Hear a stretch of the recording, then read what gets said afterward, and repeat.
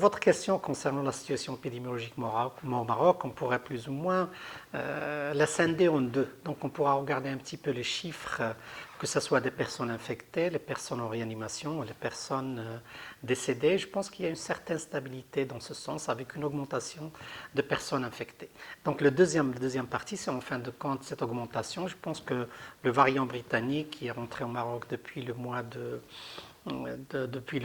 janvier, commence à se multiplier. Je pense que c'est quelque chose qu'il faudra prendre en considération pour toute décision qu'on va prendre. Donc la situation nous permet d'être très très prudents, optimistes, mais très très prudents. C'est pour cela qu'il faut vraiment, toute décision qu'on va prendre, ce sera vraiment dans un souci de répondre à la situation actuelle, ce qui est très normal, mais aussi dans une perspective qui est très très importante, de pouvoir sortir le plus rapidement de cette pandémie. Je pense que le Maroc, et on reviendra à la question des vaccins, avec cette approche de vaccins de masse, de vaccination de masse, et cette approche aussi de contrôler l'épidémiologie, et aussi l'implication, et là je voudrais insister que tout le monde doit être impliqué dans ces gestes barrières et le respect des gestes barrières pour pouvoir regarder l'avenir et peut-être, pourquoi pas, regarder l'avenir avec vraiment un timing et une sortie de crise préparée, Inch'Allah.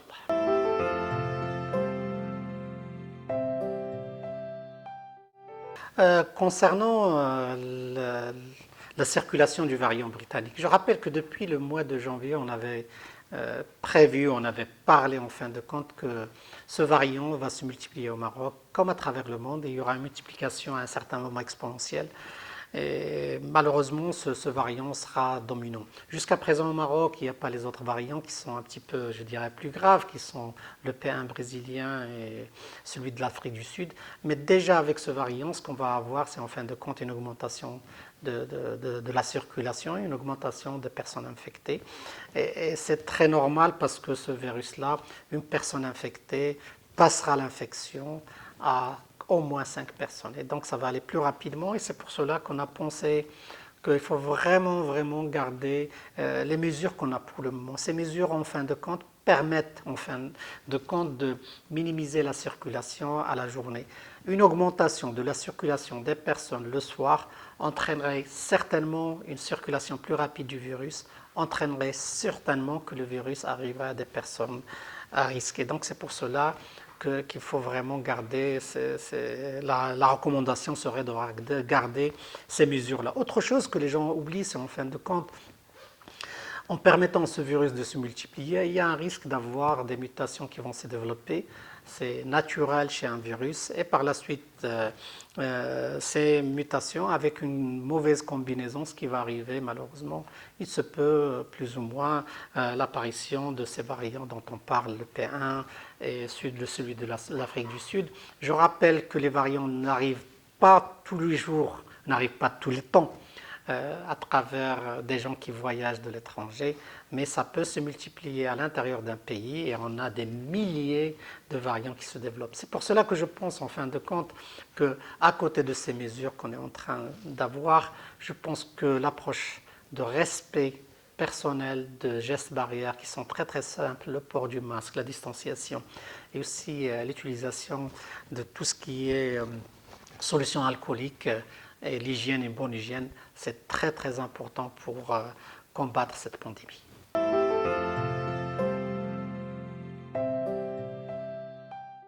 La question de la vaccination de masse, je dois rappeler qu'au Maroc, en fin de compte, c'est deux parties. Une partie, c'est l'approvisionnement. Et donc le Maroc, à travers les autorisations qu'il a données, les contacts qu'il est en train d'établir, je pense qu'il y a beaucoup de travail qui est réalisé, qu'on n'arrive pas à valoriser à sa juste valeur parce que ça doit rester un petit peu dans l'anonymat. Mais je pense qu'il y a beaucoup d'efforts qui sont établis. J'espère bientôt, Inch'Allah, il y aura des arrivages. De l'autre côté, c'est de la logistique et aussi de l'implémentation de la vaccination de masse. Je pense que la réussite est là, alhamdoulilah. On est là à peu près à 4 millions de personnes qui ont été doublement vaccinées. On arrivera à la fin, peut-être dans quelques semaines, à 4 300 000. J'espère que d'ici là, il y aura des arrivages. Je pense jusqu'à présent, on a donné plusieurs autorisations pour faire des démarches auprès des compagnies et des pays qui permettent de la fabrication. Et donc, je rappelle qu'au Maroc, on a donné AstraZeneca, Corée, AstraZeneca, Inde, aussi à Sinopharm, aussi on a donné à Sputnik, et je pense qu'il y a d'autres vaccins en cours. Et donc c'est pour cela que, pour dire que pour l'apport, on fera tout pour amener le maximum de doses au Maroc. De l'autre côté, l'implémentation, j'ai aucun souci. Je pense que les Marocains sont là en train d'attendre l'arrivée des vaccins pour descendre, et ça, ce qu'il faudra valoriser, parce que le Maroc, c'est l'un des premiers pays qui est arrivé à la tranche d'âge de 60 ans.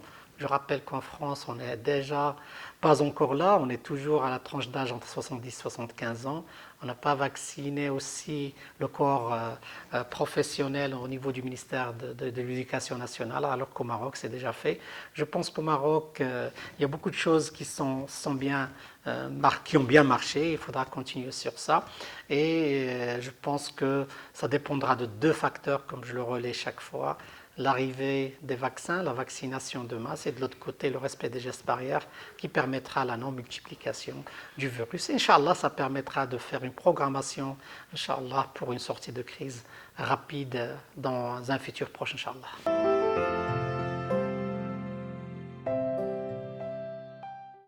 Voilà, concernant le ramadan, je rappelle en fin de compte, la décision elle est prise sur plusieurs paramètres, des paramètres économiques, des paramètres sociétals, des paramètres religieux et aussi des paramètres scientifiques. Je pense que la décision qui a été prise, il faudra le regarder dans ce sens. Je sens qu'il y a beaucoup de questions chez le public marocain qui sont très très légitimes, mais je pense à travers une campagne de sensibilisation, à travers une campagne de communication, il faut dire les choses comme elles sont. Je pense que le Marocain, à travers son intelligence, arrivera à comprendre et aussi grâce aux mesures qui seront prises, Inch'Allah, pour pendant un mois pouvoir stabiliser cette situation épidémiologique et regarder le futur avec beaucoup d'optimisme, Inch'Allah.